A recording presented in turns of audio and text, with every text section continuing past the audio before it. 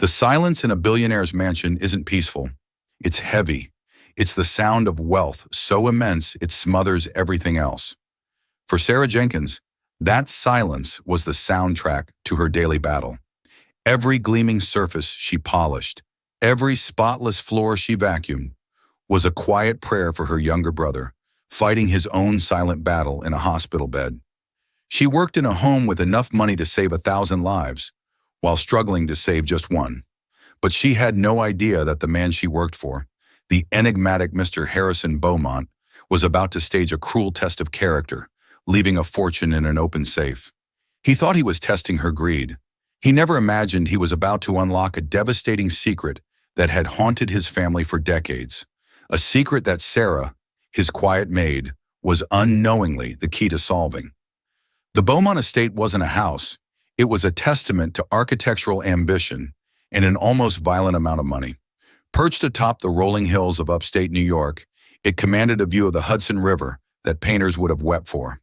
To Sarah Jenkins, however, the panoramic windows were just more glass to clean. For the past 6 months, her life had been a study in contrast. She would spend 8 hours a day surrounded by priceless art, Italian marble floors, and furniture that probably had a more impressive lineage than she did. Then she would take 2 buses back to a cramped 2-bedroom apartment where the most valuable thing was a fading photograph of her parents and the low, constant hum of her brother's oxygen machine. Her employer, Mr. Harrison Beaumont, was a man carved from the same cold, expensive stone as his mansion. He was in his late 60s, with a mane of silver hair that was always perfectly coiffed and eyes the color of a winter sky. He had made his fortune in logistics and private equity, a field so abstract and colossal that Sarah couldn't begin to comprehend it. All she knew was that it paid for her brother Daniel's mounting medical bills. Daniel was 17, and cystic fibrosis had been his shadow since birth. A new experimental treatment offered a sliver of hope, a chance for him to see his 20s, but it came with a price tag that was, to Sarah, as astronomical as Mr. Beaumont's net worth. Mr. Beaumont was a man of routine and exacting standards. He spoke to Sarah in clipped formal tones, his instructions precise and his expectations absolute. The crystal in the west drawing room is to be polished with chamois cloth only, Sarah. The mahogany requires a counterclockwise buffing motion. There is a smudge on the brass fitting of the 3rd door down the main hall. See to it. He was never overtly unkind, but his detachment was a form of cruelty in itself. He looked at her, but he never truly saw her. She was just another fixture in his perfect, sterile world. Sarah was a model employee. She was meticulous, punctual, and silent. She learned the house's secrets, the floorboard that creaked near the library, the way the afternoon sun hit the de Kooning painting, the specific faint scent of old paper and leather in Mr. Beaumont's private study. It was this study that was the heart of the mansion's mystery. It was the only room Mr. Beaumont insisted on cleaning himself, yet he often left the door ajar, as if daring the world to peek inside. One Tuesday afternoon, as Sarah was dusting a console table in the hallway outside, she heard a sound from within the study. It wasn't the usual rustling of papers. It was a soft, choked sob. The sound was so raw, so human, it was completely alien in the mausoleum-like silence of the home. It lasted only a moment before being abruptly cut off. Sarah froze, her dust cloth hovering over a porcelain shepherdess. She held her breath, listening. The silence returned, heavier than before. She quickly and quietly moved away, her heart pounding. It was the first crack she had ever witnessed in Harrison Beaumont's marble facade. The incident was forgotten, or rather pushed aside, as the pressures of her own life mounted. A call from the hospital informed her that Daniel's latest test results were not good. The doctors wanted to increase the dosage of his medication, which of course increased the cost. That night, Sarah sat at her small kitchen table, staring at a pile of bills that looked like a cruel joke. The numbers swam before her eyes. She felt a familiar wave of despair wash over her, the cold, terrifying feeling of drowning.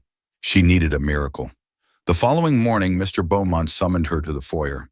He was dressed in a tailored travel suit, and a sleek black car was idling in the driveway. "Sarah," he said, his voice as crisp as the morning air, I will be away on business for the remainder of the week. I am flying to Zurich. I shall return on Sunday evening. Yes, Mr. Beaumont, she replied, her hands clasped behind her back. Have a safe trip. He looked at her, his gaze lingering for a moment longer than usual. The security systems are, of course, active. However, I have been working on some sensitive documents. I will be leaving the door unlocked.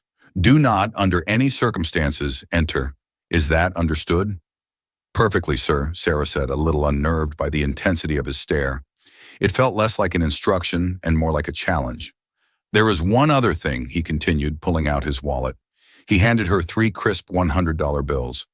This is for any incidental expenses that may arise. A delivery, perhaps. Keep the change for your trouble. That's very generous, sir. Thank you, she said, genuinely surprised. He had never given her a cash tip before. He gave a curt nod, then turned and walked out the door without another word. The heavy oak door clicked shut, and the silence of the mansion descended once more. But this time it felt different. It was charged with a strange energy, a sense of anticipation. The unlocked study door felt like a secret she had been trusted with, a test of her obedience. Sarah took a deep breath, tucked the $300 carefully into her pocket, a tiny fraction of what she needed, but a godsend nonetheless, and began her day's work. She was determined to be the perfect, invisible maid, to not give the unlocked door a second thought. But the image of that door, slightly ajar, lingered in her mind like a waiting temptation. For the first 2 days, Sarah was a paragon of discipline. She scrubbed, polished, and vacuumed with a fervent focus, channeling all her anxiety about Daniel into her work. She avoided the main hallway where the study was located, taking longer routes through the dining room and conservatory to get to the West Wing. Out of sight, out of mind. The $300 from Mr. Beaumont had covered Daniel's immediate medication refill, a temporary patch on a gushing wound, but a patch nonetheless. It bought her a few days of reprieve from the suffocating panic. But the house had a way of wearing you down. Its oppressive silence amplified every tick of the grandfather clock, every whisper of the wind outside. Alone in the vast expanse, Sarah began to feel like a ghost haunting someone else's life. By Friday, the curiosity she had been so diligently suppressing began to fester. What was so sensitive that he had to leave the door unlocked? It made no sense. A man like Mr. Beaumont had safes, encrypted files, lawyers. An unlocked door was either a sign of senility or something else entirely. Her resolve began to crumble as she cleaned the grand staircase, its spiraling banister a monument to obscene wealth. Each polished spindle was a reminder of the world of difference that lay between her and her employer. Down the hall, she could just see the edge of the study door, still slightly ajar. It was a silent invitation, a dare. Just a peek, she whispered to herself, her voice sounding loud in the stillness. What could it hurt? I won't touch anything. Her feet seemed to move of their own accord. She placed her cleaning caddy on the floor and walked down the hall, her rubber-soled shoes making no sound on the Persian runner. Her heart hammered against her ribs. She felt like a trespasser, a betrayer. At the doorway, she paused, listening. There was only silence. She pushed the heavy door open, just a few more inches, enough to peer inside. The study was exactly as she had pictured it. Walls lined with leather-bound books, a massive mahogany desk, and a faint smell of whiskey and old paper. The room was immaculate, save for one shocking detail. Across the room, built into the wall behind a painting that had been swung outward, was a safe, and the safe door was wide open. Sarah's blood ran cold. This wasn't just an unlocked door. This was a colossal, unforgivable lapse in security. Her first instinct was pure panic. Had someone broken in? Was she in danger? She scanned the room, but everything was in its place. There were no smashed windows, no signs of a forced entry. Slowly, cautiously, she stepped into the room. Her eyes were fixed on the gaping black square of the open safe. As she drew closer, she could see the contents. Her breath hitched in her throat. Inside were neat stacks of cash. Not just a few bundles, but bricks of $100 bills. It wasn't just thousands. It looked like hundreds of thousands of dollars, maybe more. A fortune just sitting there, unguarded. The reality of the situation crashed down on her. This wasn't an accident. Mr. Beaumont had mentioned sensitive documents, an unlocked door. He had wanted her to find this. It was a test, a sick, cruel, high-stakes test of her integrity. A wave of nausea and anger rolled through her. How dare he? How dare he dangle a solution to all her problems in front of her face, just to see if she was morally corrupt? Did he get some perverse pleasure from confirming his cynical worldview that everyone had a price? She stood there for what felt like an eternity, torn. The image of Daniel in his hospital bed, his breathing labored, flashed in her mind. A fraction of that money, just one or two of those stacks, would fund his treatment for years. It would mean a future for him. It would mean an end to her sleepless nights, her constant grinding worry. Mr. Beaumont would never miss it. He was in Zurich. She could take some, close the safe, and he would never ever know. Who would he blame? A phantom burglar? He had left it open himself. Her hand trembled as she lifted it, her fingers reaching toward the stacks of money. This was it, the miracle she had been praying for. A tear slipped down her cheek, a mixture of desperation and self-loathing. But then her gaze shifted. Tucked behind the stacks of cash, almost hidden in the shadows at the back of the safe, was something else. It wasn't money or gold. It was a small velvet-lined box, and next to it, a worn, silver-plated picture frame. Her curiosity, stronger now than her temptation, took over. She carefully reached past the money, her fingers brushing against the cool, crisp edges of the bills, and retrieved the picture frame. She turned it over in her hands. The photograph was old, faded from time. It showed a smiling woman with warm, kind eyes, her dark hair blowing in the wind. Standing beside her was a little boy, no older than 5 or 6, with a toothy grin and a mop of unruly silver blonde hair, so similar to Mr. Beaumont's. The boy was holding a small, crudely carved wooden bird. They looked so happy, so full of life. It was a world away from the cold, lonely man Sarah knew. Then she picked up the velvet box. It wasn't locked. With trembling fingers, she opened the lid. Inside, resting on the worn fabric, was the very same wooden bird from the photograph. Its paint was chipped, its edges smoothed down by time and countless touches. Sarah stared at the objects, her heart aching with a sudden, profound sense of sadness. This wasn't just a rich man's vault. This was a shrine. The money was a fortress he had built around his most precious, painful memories. The test wasn't just about her greed. It was about his grief. He was daring someone to desecrate this sacred space, to prove that nothing was holy, that everything, even love and memory, could be bought or stolen. The anger she had felt moments before evaporated, replaced by an overwhelming wave of empathy. He wasn't just a cold, calculating billionaire. He was a man drowning in a sorrow so deep he had to hide it behind steel and stacks of cash.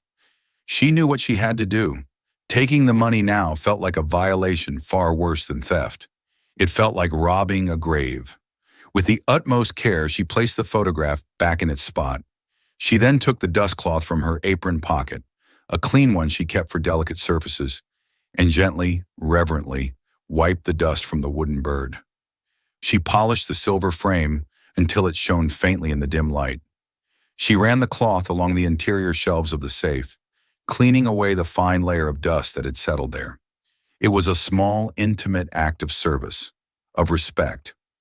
Before she closed the heavy door, she hesitated one last time. A strange impulse, a feeling that this was a piece of a puzzle she needed to understand, compelled her. She pulled out her worn smartphone.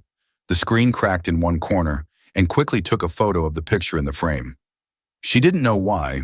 It wasn't for blackmail or any malicious purpose.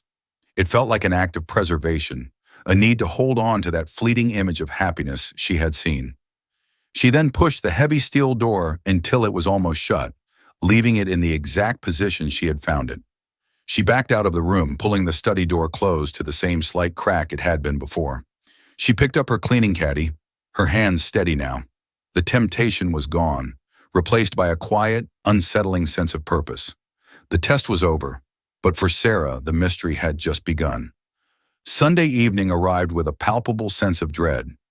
Sarah had spent the weekend in a state of heightened awareness.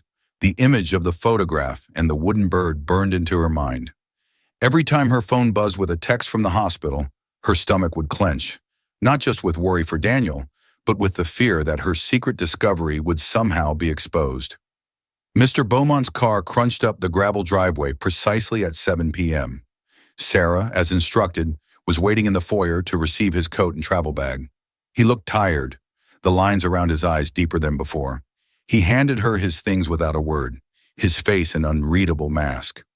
"Welcome home, Mr. Beaumont," she said, her voice steady despite the tremor she felt inside. "I hope your trip was successful." "It was adequate," he replied, his gaze sweeping the immaculate foyer. He paused, his eyes landing on the hallway that led to his study. "Any issues while I was away? Any deliveries? Any disturbances?" His questions were casual, but Sarah could feel their weight. He was probing. "None at all, sir.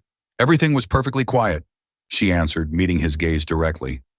He held her stare for a fraction too long, searching for a flicker of deceit, a hint of guilt.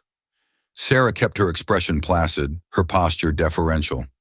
Finally, with a slight, almost imperceptible nod, he turned and walked towards the grand staircase.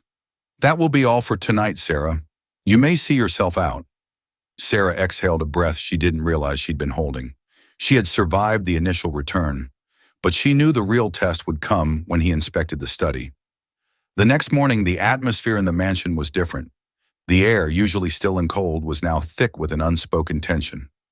Mr. Beaumont was unusually quiet, foregoing his normal morning routine of issuing a dozen-minute corrections.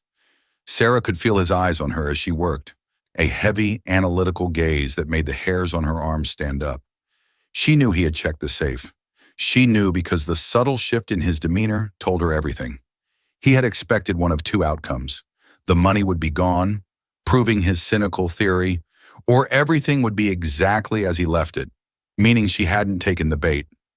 What he had found instead was a third option, one he hadn't accounted for. He had found his shrine cleaned, his memories tended to. This act of quiet reverence had clearly disturbed him more than theft ever could have. It was an anomaly, and Harrison Beaumont did not like anomalies. His surveillance became more pointed. He would appear silently in doorways as she cleaned, watching her work. He started leaving small traps. A $10 bill left on a countertop, a gold cufflink seemingly dropped on the floor near a wastebasket. Sarah found each one and dutifully placed them on his desk in the study, always with a small, respectful note. "Found this by the credenza, sir." Each time she felt his frustration and confusion mount. He was trying to solve the puzzle of her, and he couldn't. Meanwhile, Sarah was consumed by her own investigation.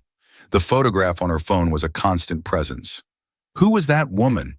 Who was that happy little boy? One evening, after a grueling day of silent observation from her employer and a heart-wrenching visit with Daniel, she sat at her kitchen table, staring at the photo on her phone.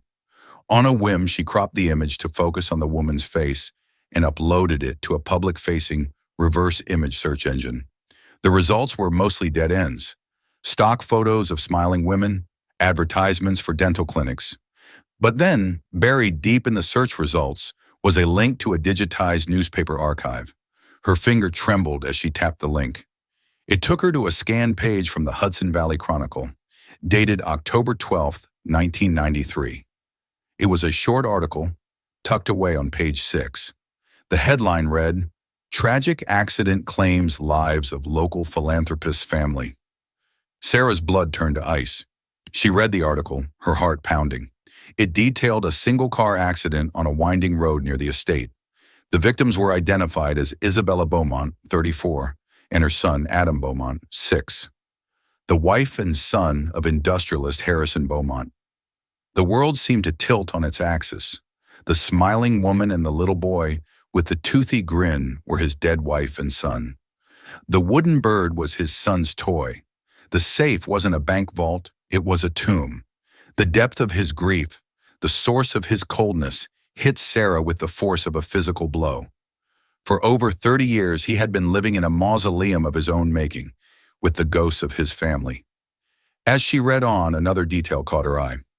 A third occupant of the vehicle, the article stated, the family's nanny, Maria Flores, 28, sustained minor injuries. Ms. Flores, a recent immigrant from Colombia, was treated for shock and released. She could not be reached for comment and is believed to have left the area shortly after the incident.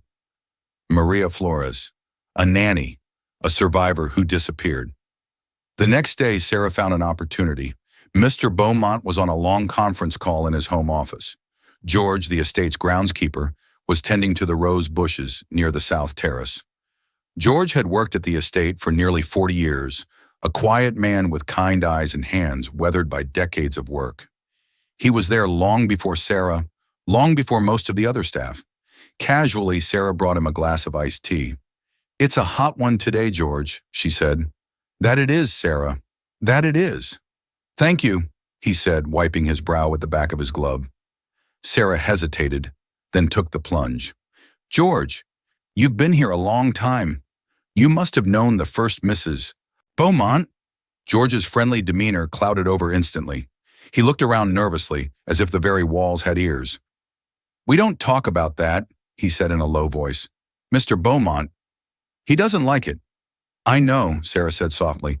"I'm just so sorry for his loss. The article I read said it was a car accident." George took a sip of his tea, his eyes distant. "It was," he said. "A terrible, terrible thing. That road, it's a dangerous curve. They say she lost control, but there were whispers."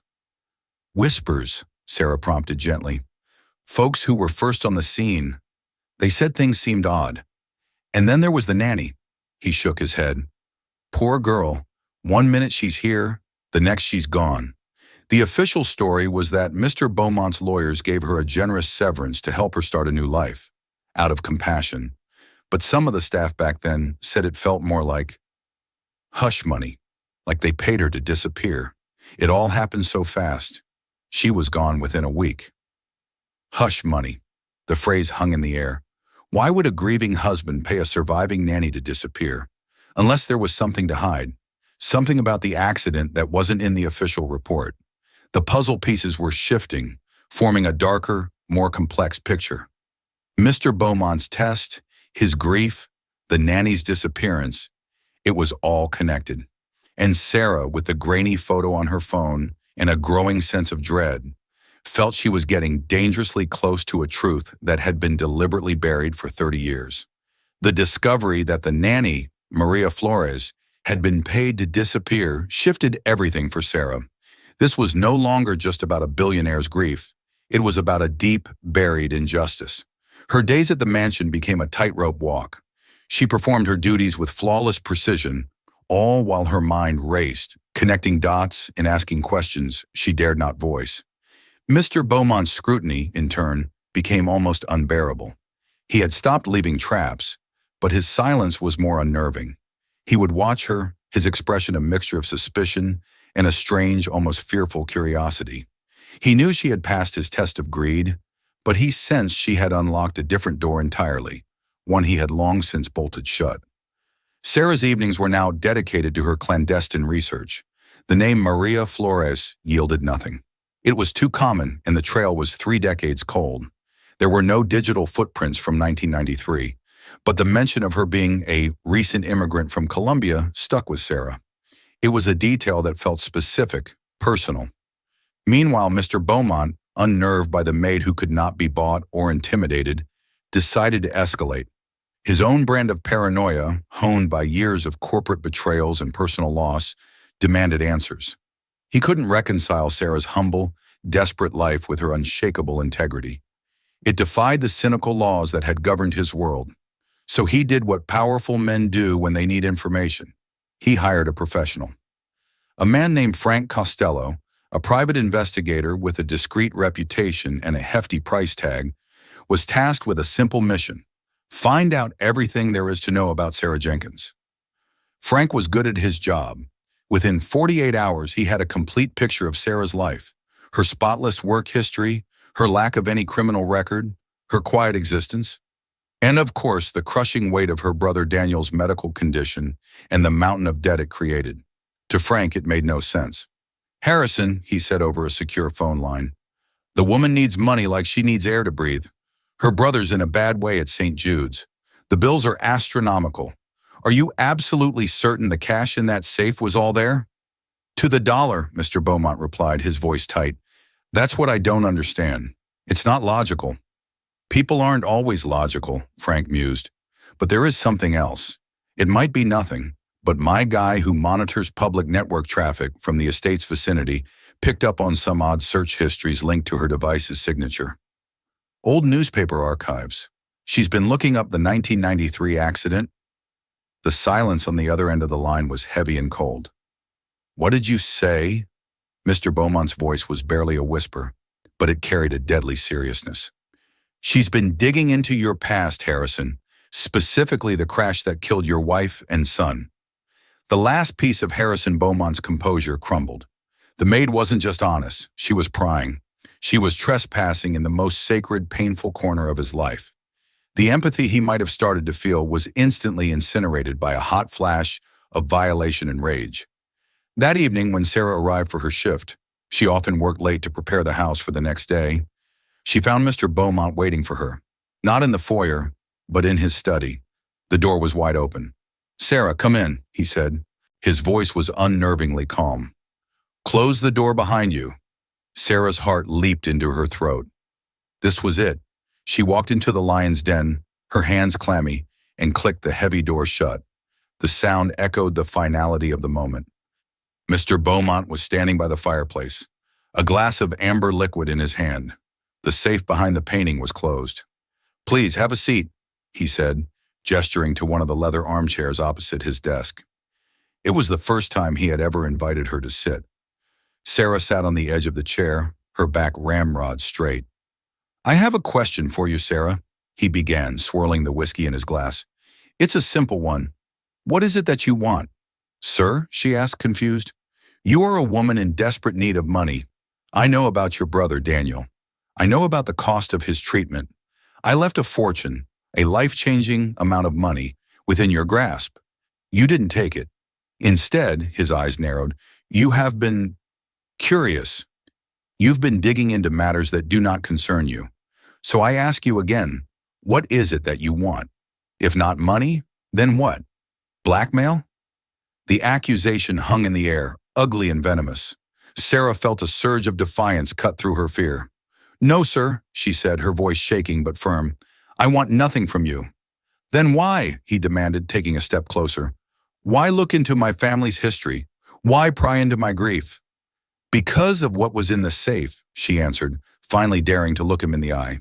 "It wasn't just money. It was a photograph. It was a little boy's toy. It was a memory. I didn't see a test of greed, Mr. Beaumont. I saw a story. A sad one." He flinched as if she had struck him. He turned away, staring into the cold fireplace. "You have no idea," he rasped. "The article said there was a nanny," Sarah pressed on, emboldened by his reaction. "Maria Flores. It said she survived. George, the groundskeeper, he said there were rumors that your lawyers paid her to disappear." Mr. Beaumont slammed his glass down on the mantelpiece, the whiskey sloshing over the side. He whipped around, his face a mask of fury and pain. "Leave it alone. You are a maid. You clean my house. You have no right to exhume my ghosts." "Why did you pay her off?" Sarah asked, her voice rising to meet his. If the accident was just an accident, why silence the only other witness? "Because she was responsible," he roared, his voice cracking with 30 years of suppressed anguish. "It was her job to watch Adam, my wife, Isabella. We were arguing, on the phone. I was in London, about to close the biggest deal of my life. She was telling me I was never there, that I loved my work more than my own family. She was distracted, upset. And that nanny, she should have been paying attention. She should have seen the curve. She should have said something. But she walked away without a scratch while my entire world burned." Tears were streaming down his face now, the polished mask of the billionaire completely gone, revealing the broken man beneath. "The test in the safe," he continued, his voice dropping to a ragged whisper. "I do it every few years when I hire new staff. I leave it all there. The money and their memory, daring someone to defile it. Daring them to prove me right, that everyone is selfish, that loyalty is a myth, that the world is as corrupt and empty as my life became that day. It's a test of them and a punishment for me, for making that call, for not being there. He sank into his chair, a titan finally felled by the weight of his own sorrow. He had confessed his deepest, darkest secret. He believed the nanny's negligence, spurred by his own marital strife, had killed his family. He had spent a fortune to bury that narrative and a lifetime punishing himself for it. Sarah sat in the silence, her own investigation now seeming like a terrible intrusion. She had wanted answers, but she had never expected a truth so raw and devastating. But as he spoke, one detail he'd let slip, one small piece of the puzzle, snagged in her mind. Maria Flores, a recent immigrant from Colombia. Suddenly, a half-forgotten story her own mother used to tell her surfaced in her memory. A story about a distant relative, a cousin of her mother's who had come to America for a while in the early 90s to work as a nanny for a rich family. A woman who had been in a terrible accident and came back a changed, haunted person. They didn't call her Maria. They had a different name for her. But she was from Colombia, and her family was from a small town, the same small town Sarah's mother was from. A chill, unlike any she had ever felt, snaked its way down her spine. The odds were impossible. But what if? "Mr. Beaumont," she said, her voice barely audible. "What did Maria Flores look like?" He looked up, his eyes red and swollen. "What does it matter? She was young, dark hair, average height. Why?" Sarah's mind was racing, connecting distant, improbable memories. "My mother, she had a cousin who worked as a nanny here in New York around that time. She was in an accident. She was from Colombia." Beaumont stared at her, his grief-stricken face slowly filling with confusion. "That's a coincidence. Nothing more." "Her family said she was paid to keep quiet," Sarah continued, her voice gaining strength as the impossible idea began to feel real. "They told her it was a severance, but she was traumatized. She said the family's lawyers were very powerful. They made her sign papers she didn't understand. She never spoke of what really happened. It was too painful." She fumbled for her phone, her hands shaking so badly she almost dropped it. She found the photo of the newspaper article and zoomed in on the name. Maria Flores. "Was that her real name?" Sarah asked, a wild, unbelievable theory taking root. "Or was it a name she used to get the job? Because my mother's cousin, her name wasn't Maria." The study fell into a profound silence, broken only by the frantic beating of Sarah's heart. The secret Mr. Beaumont had been guarding for 30 years was about to be shattered, not by a prying journalist or a blackmailing thief, but by his quiet, unassuming maid, who might just be the last living link to the truth of that horrible day. The air in the study was electric, charged with the weight of a 30-year-old mystery unraveling in real time. Mr. Beaumont stared at Sarah, his face a canvas of disbelief, grief, and a dawning, terrifying hope.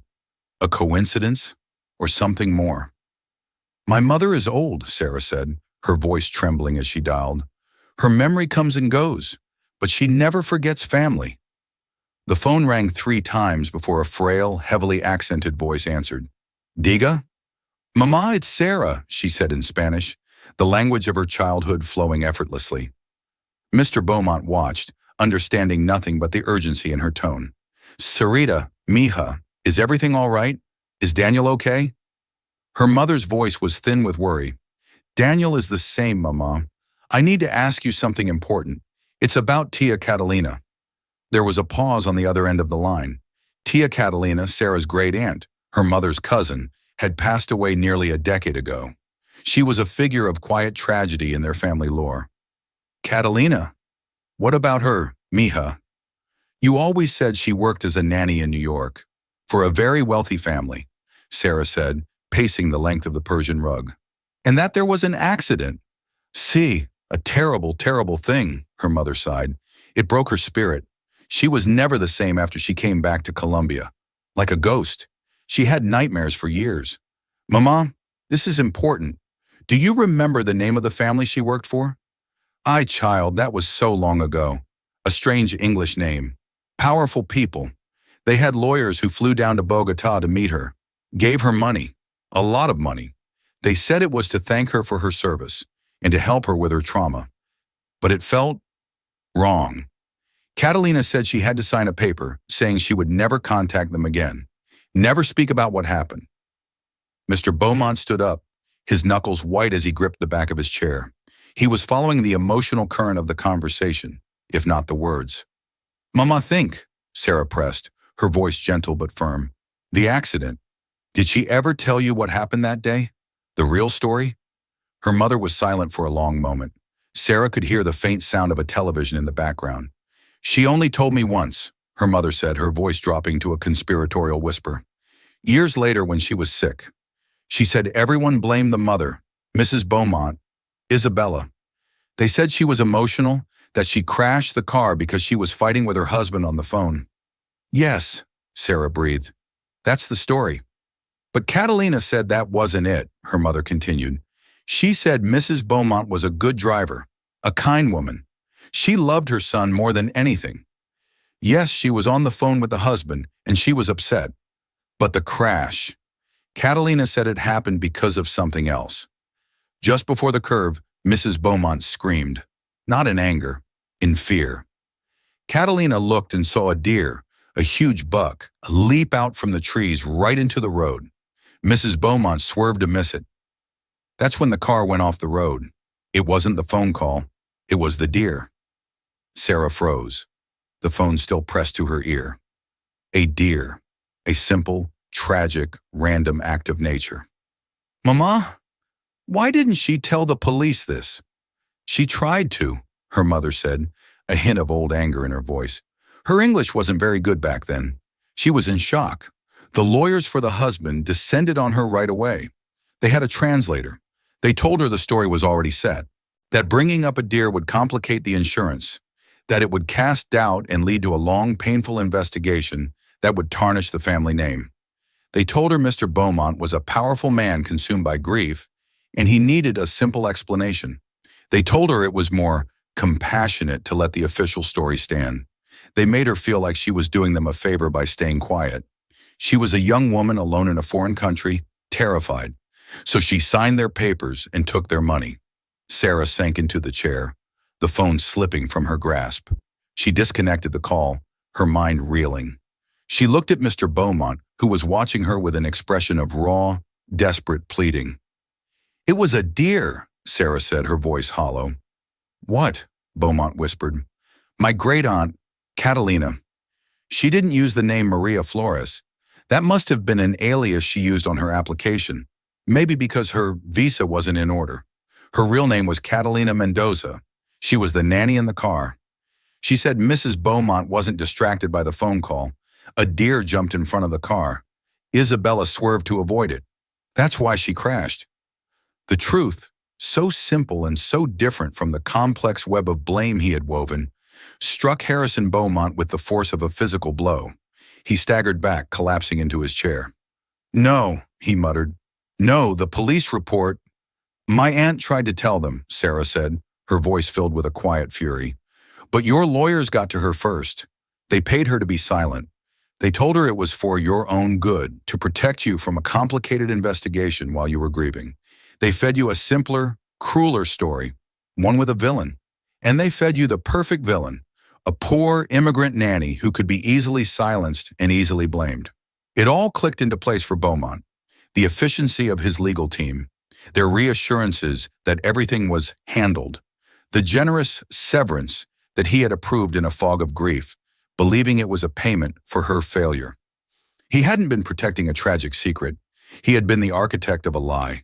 His self-inflicted punishment, his decades of guilt over that phone call, were real. But his blame, the righteous anger he had harbored for the nanny, was entirely misplaced. He had not only lost his family, he had participated in the character assassination of an innocent, traumatized young woman.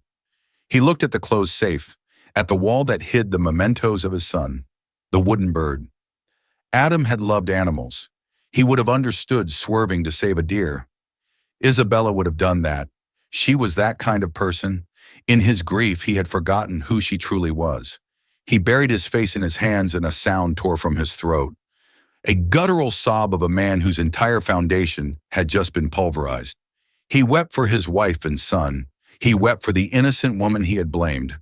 And he wept for the 30 years he had lost, living as a prisoner in a jail of his own making, with the wrong crime engraved on the walls. Sarah sat in silence, letting him grieve. She had come to this house seeking a salary. She had found a test, then a mystery, and finally a devastating truth that connected her own family to this gilded cage. When Mr. Beaumont finally looked up, the cold, hard mask of the billionaire was gone forever. In its place was just a tired, broken old man. "Your brother," he said, his voice hoarse. "Daniel, at St. Jude's." Sarah nodded, unsure where this was going. "I am going to establish an anonymous endowment," he said. "It will cover the full cost of his treatment, all of it, for as long as he needs it. It will also fund a new research wing for cystic fibrosis at that hospital." He looked at her, his eyes clear for the first time. "This is not a payment, Sarah. It is not hush money. It is an apology, an amends, a first step." Tears welled in Sarah's eyes, tears of relief so profound they felt like they were washing her soul clean. "Thank you," she whispered. In the weeks that followed, the Beaumont estate began to change. A quiet but profound transformation took place. Mr. Beaumont hired a firm to track down the extended family of Catalina Mendoza in Colombia, setting up a separate, substantial fund in her name as a public apology and restitution. He began speaking to a grief counselor. He started opening the windows, letting the air and the light into the stuffy, silent rooms.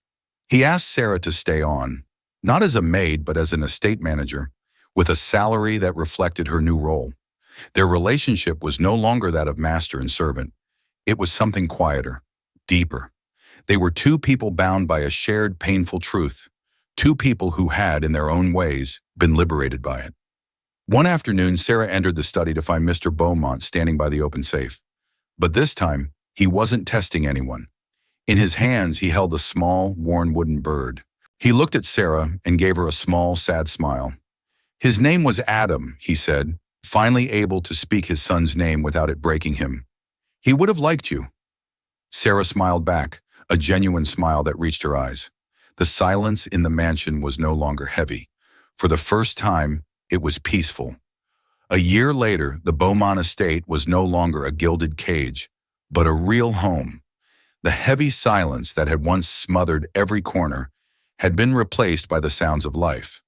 Occasionally, Daniel's laughter could be heard from the garden, where he sat reading under the shade of an old oak tree. Thanks to the anonymous endowment Mr. Beaumont established, Daniel had received the most advanced treatment plan available. The chronic illness was still there, but it was no longer a death sentence. He had a future. Mr. Beaumont had also changed. He was no longer a ghost living in his own past. He spent more time outside, sometimes joining George to tend to the rose beds that Isabella had once loved. The door to his study was now always open, not as a test, but as an invitation. The little wooden bird was no longer in the cold safe. It sat with dignity on his desk, next to a new photograph of Daniel that Sarah had given him. It was no longer a symbol of loss, but a reminder of redemption. Sarah, in her role as estate manager, ran the home with a quiet confidence and warmth.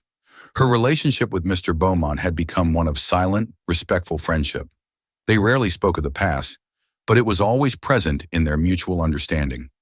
Sometimes he would ask about Daniel's studies, and she would ask him about the progress of the Catalina Mendoza charity he had founded in Colombia. Mr. Beaumont's cruel test, designed to prove the worst in humanity, had instead accidentally illuminated the very best: compassion, integrity, and the healing power of truth. By refusing to take the money, Sarah had given him something far more priceless: the chance to make amends. A single act of integrity had not only saved a life, but had also redeemed a soul, writing a final hopeful chapter to a tragic story that had spanned 3 decades. This story is a powerful reminder that things are rarely as they seem. It peels back the layers of wealth and power to reveal that beneath it all, we are all governed by the same human emotions: love, grief, and the desperate search for truth. Mr. Beaumont set a trap made of money, believing it was the ultimate test of character, only to find that true integrity isn't about resisting temptation, but about having the empathy to look past it. Sarah wasn't just a maid, she was a catalyst for a decades-old truth, proving that honesty and compassion are forces more powerful than any fortune. Her quiet dignity didn't just pass a test, It set a man free from a prison of his own making. What do you think? Was Mr. Beaumont's test justified in any way, or was it purely a cruel act? What would you have done if you were in Sarah's shoes? Let us know your thoughts in the comments below. If this story moved you, please hit the like button, share it with someone who appreciates a story with a deep message, and don't forget to subscribe for more real-life dramas that explore the depths of the human heart.